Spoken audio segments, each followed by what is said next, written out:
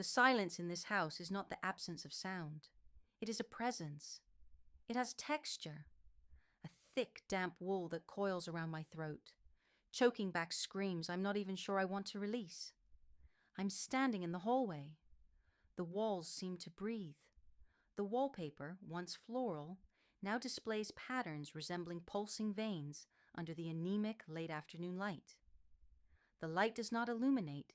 It merely reveals what the darkness refused to carry away. It is a sickly yellow, the color of old teeth and promises forgotten in locked drawers. Do I remember how I arrived here? Memory is broken glass at the bottom of a dark well. I take a step. The floorboards groan beneath my feet, but the sound does not come from below me. It comes from the ceiling, an inverted echo, a distorted symmetry. The air is heavy, thick with the scent of ozone, and something that rotted before it ever lived. A metallic taste that clings to the roof of my mouth, making me wonder if what I sense is the environment or the taste of my own fear.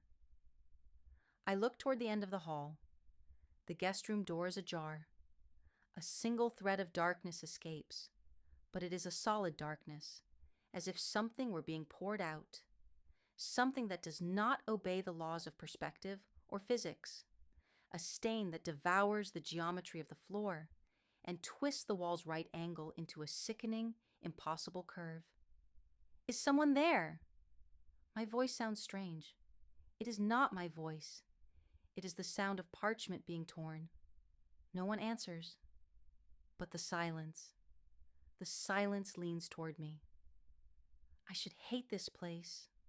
I should hate the man who left me the keys and the cryptic instructions etched on paper that burned my fingers.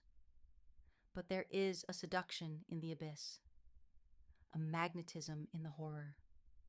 I feel as if every pore of my body is opening to absorb the architecture of this madness, as if I am being unmade and reconstructed by invisible hands that sew my perception to the cold reality of this marble, turning my thoughts into endless corridors where logic is a dead language that no one dares to speak. My hand touches the doorknob. It is warm, fever warm. The chill climbing my spine is not thermal. It is existential. The realization that the door does not lead to another room, but into something that was waiting for me to look. The unspeakable is there, on the other side of the crack, watching the reflection of my eyes in the polished metal. I am no longer the master of my steps. The hallway has stretched. The door now feels miles away, though my fingers still feel the heat of the knob. The space between what I see and what I feel has ruptured. I am no longer entering the house. The house is entering me. And in the corner of my eye, where vision dissolves into shadows, I see him. Not a shape, not a face, only the certainty that the hate I felt for him was the only thing keeping me real. Now, without the hate, there is only the horror of discovering that he and I are the same shadow, cast by a light that should never have been lit. I turn the knob. The world exhales. Darkness. The room has no windows, yet a wind blows within. It is a dry air, carrying the taste of bone dust and the crackle of static electricity. The door behind me did not slam. It simply ceased to exist, merging into the wall like a scar closing too fast over a dirty wound. Now, the space is a box of geometric shadows, where the corners seem to recede whenever I try to focus, creating an artificial vastness my mind refuses to measure. I am alone. But the solitude here is loud. There is a tingling beneath my skin, the sensation of 1,000 invisible needles sewing names I do not recognize into my muscles. I move through the room, and every gesture feels as though I am dragging the weight of dead oceans. The ceiling has lowered, or perhaps I've grown. Disproportion is the only constant in this place, where up and down are merely suggestions of an agonizing gravity. In the center of the room, a burgundy velvet armchair rests under a single beam of light that comes from nowhere. The fabric looks like exposed flesh. "You took your time," a voice whispers. It does not come from lips. It comes from the cracks in the floorboards, from the fibers of the rug, from the vacuum between my own thoughts.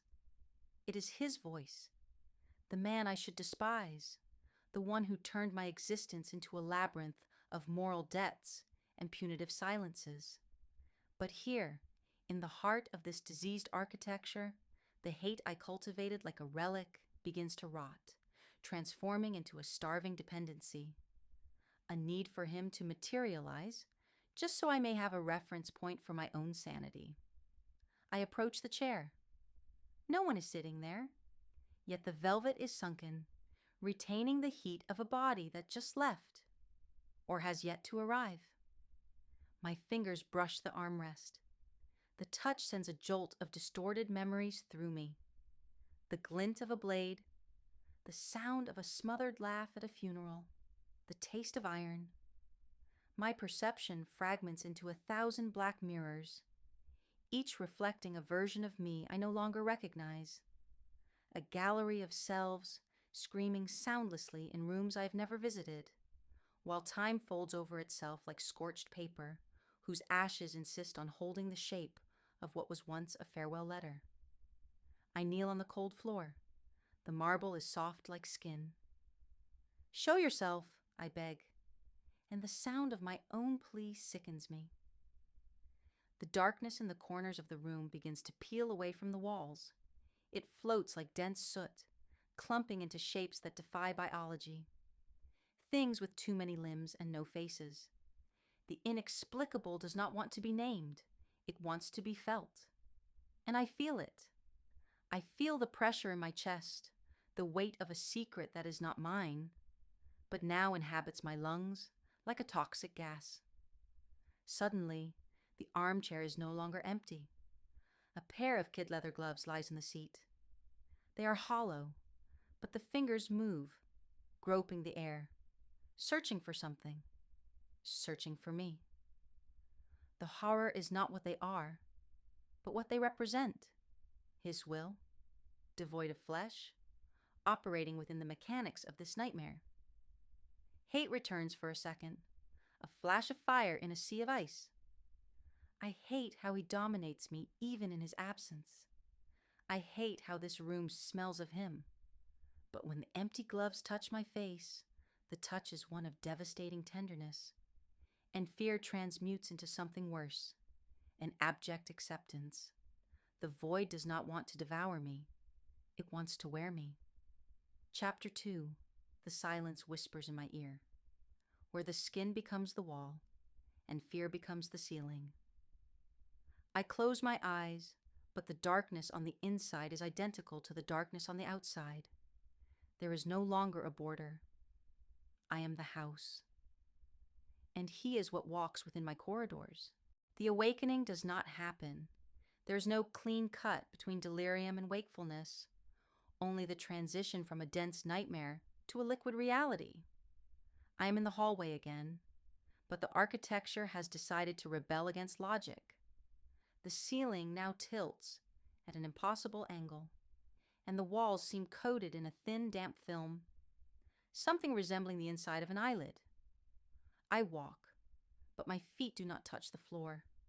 They sink into something that gives way, a substance with the exact temperature of blood. "Where are you?" My voice is a wisp of smoke. The hate, that ancient compass that guided me through my contempt for him, is now a dead weight in my stomach. I need to hate him to know where I end and where he begins. But the borders are blurred. I taste his cigarette on my tongue, though I have never smoked. I feel the pressure of his ring on my own bare fingers. The doors in the hallway begin to pulse in unison. It is a collective heartbeat, a rhythm that resonates in my bones, turning my skeletal structure into a sounding board for a music that should not be heard by human ears. It is the sound of tissue being stretched to its limit, the wail of hinges creaking phrases in a forgotten Latin. At the far end, a mirror with a gilded, decaying frame emerges from the mist of dust. I draw near, and the horror is not what is missing from the reflection, but what is added. My image in the glass is delayed by a few seconds. I raise my hand. Myself in the mirror remains motionless, watching me with a pity that makes me want to claw out my eyes. Behind my reflected image, he appears. He has no face. Where eyes and a mouth should be, there is only a smooth surface of gray marble, carved with the delicacy of a Renaissance master. He places a hand on my shoulder, in the reflection. But I feel the real weight, the biting cold of his fingers passing through my coat, piercing the flesh, seeking the spine. You always wanted to be part of something greater, Elena.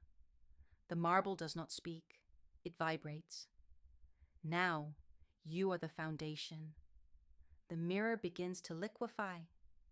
The silver runs like mercury, forming puddles on the floor that reflect skies that never existed.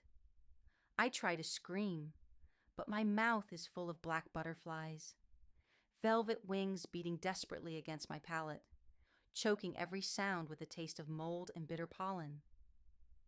Reality folds. The hallway is now a tunnel made of books, whose pages are blank, except for my signature, repeated infinitely on every sheet, in every margin, in every fiber of paper. It is the proof that I sold what did not belong to me to a man who does not exist outside of my own fear. I feel myself stretch. My consciousness fragments, becoming the dust on the furniture, the rust in the locks, the echo in the stairwells. The hate for him was my anchor. Without it, I am merely the trace of a soul lost in a house, built from the material of unspeakable regrets. He pulls me into the molten glass. The cold is absolute. It is not a death. It is an occupation. I am being inhabited by a presence that knows me better than I know myself. An existential parasite feeding on my indignation. And as I sink into the liquid silver, I realize with poetic terror that the man I should hate was never outside of me. He is the darkness I call I. The cold of the mirror did not pass. It has become my skeleton. I am no longer in the hallway. I am in a place that light forgot to christen. It is a vast hall, whose columns are made of petrified sighs, supporting a ceiling that is not made of stone, but of black, heavy waters that never fall. The floor beneath my feet is translucent. Through the thin glass, I see 1,000 versions of myself walking in circles, trapped in an eternal yesterday, repeating the same mistakes with the precision of a broken clock. I see him in the center of the hall. Arthur is no longer a man. He is a rift in reality. He sits upon a throne of stitched shadows, and the sound emanating from him is that of 1,000 pages being turned at once. The hate I felt, that warm ember that kept me heated in the winter of my soul, has finally gone out, leaving only a trail of cold ash and a hunger that does not belong to this world. Come closer, Elena, he says, and his voice now carries the weight of a court sentence. My feet move without my command. Every step is a paragraph writing itself onto the skin of my back.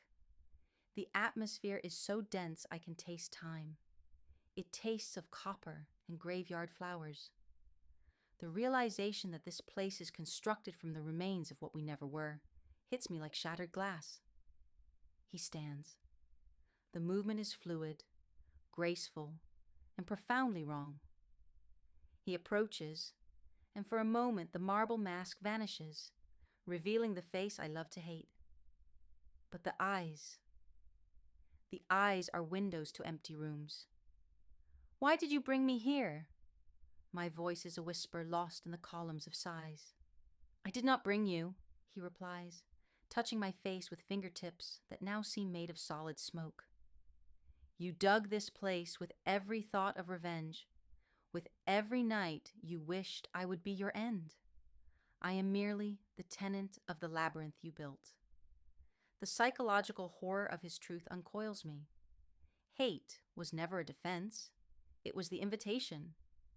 The man I should hate was, in fact, the mirror where I hid my own unspeakable desires for destruction and surrender. I created him as the villain of my story so that I would not have to admit the darkness was mine, and mine alone. Suddenly, the columns begin to bleed a black, fragrant oil. The versions of me beneath the floor begin to thrash against the glass, hands desperate, faces distorted in silent plea. The ceiling of black water begins to descend, shrinking the space, crushing the distance between us. Air becomes a luxury. What happens now? I ask, as he enfolds me in an embrace that has no warmth, only an absolute solidity. Now, he whispers in my ear, and I feel his teeth brush my skin like a promise of silence. We stop pretending we are two. The hall begins to dissolve. Reality becomes a spiral of geometric shapes closing in on themselves. I no longer feel my limbs. I feel only his consciousness expanding within mine, like dark ink spilled into a glass of clear water. The purity of the horror lies in the symbiosis. There is no more Elena. There's no more Arthur.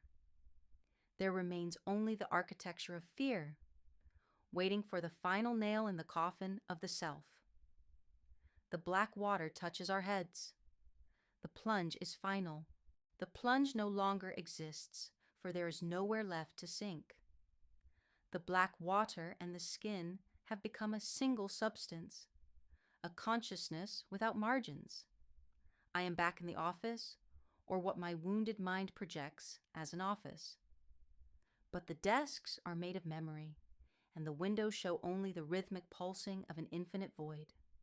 I am sitting in his chair, or perhaps I'm the chair itself, feeling the weight of a presence that no longer manifests in flesh, but in concept. Arthur's before me, but he's only a contour, a glitch in the light. He no longer needs a face. I have already decorated him with the underside of my soul.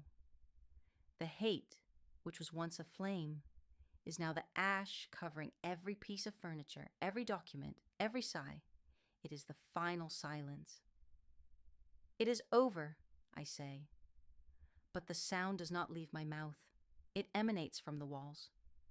On the contrary, his shadow leans in, and the pressure on my chest is that of an entire building collapsing onto a grain of sand.